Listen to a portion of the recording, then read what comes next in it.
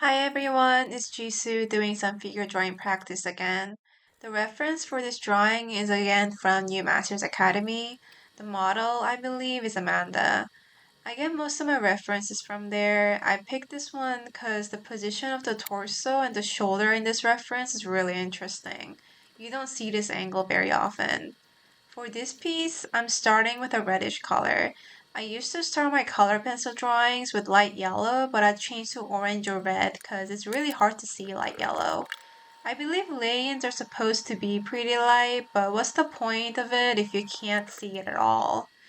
In addition to not being able to see it very well, I didn't like starting with a yellow tone.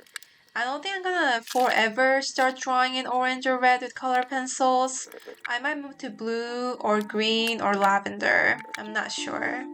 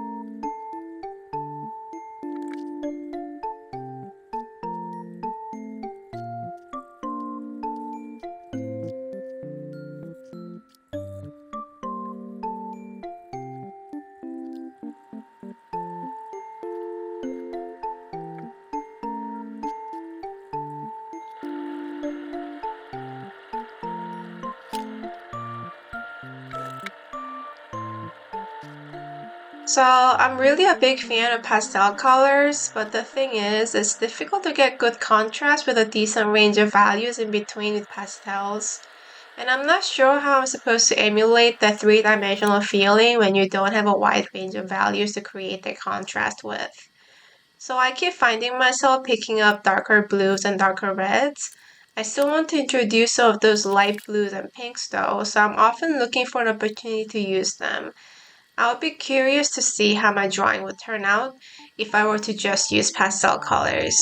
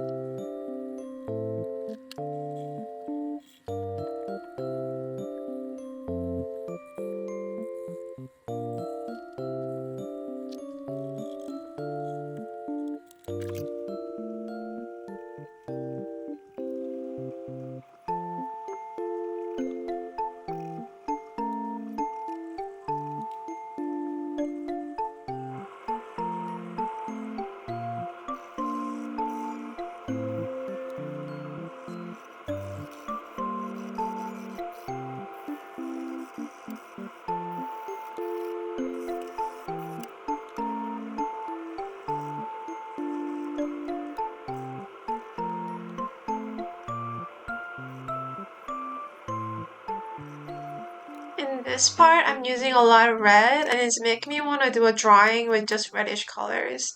Not like a monochromatic drawing, but working with similar chroma. Although monochromatic drawing in color would be fun too.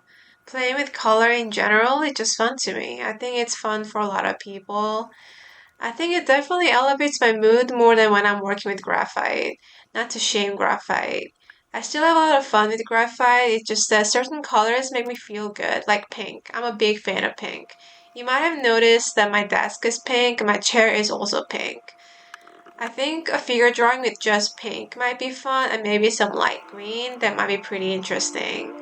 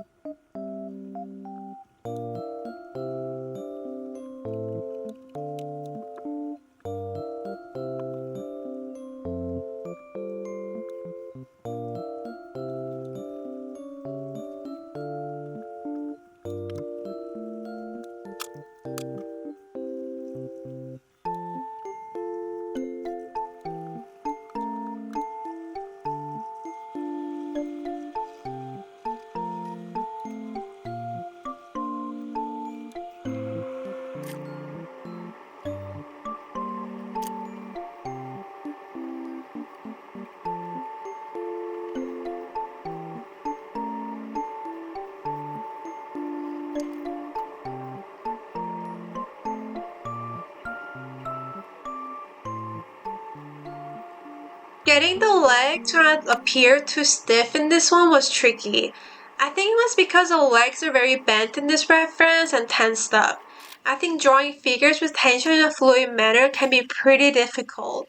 Just like how making figures with foreshortening look fluid is difficult. I think foreshortened hands are especially devilish. When your figure drawing looks kind of stiff, I think it's really important to observe the curves and hidden overlaps. Those can really save you. I think I was talking about that very briefly in the other video. Additionally, I'm not really dealing with foreshortening here, but if you are handling foreshortening, cross contours can be very helpful because cross contour lines place a foreshortened area in three-dimensional space.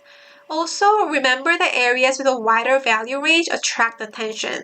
If you have an area you don't want your viewer focusing on, let's say the part of the figure that looks stiff or is foreshortened, just imply the area with a small range of values. For example, in this piece, the range of values I use for the head, feet, and the hands are less than the range I have for the torso. That's because illustrating the torso is my main focus for this drawing.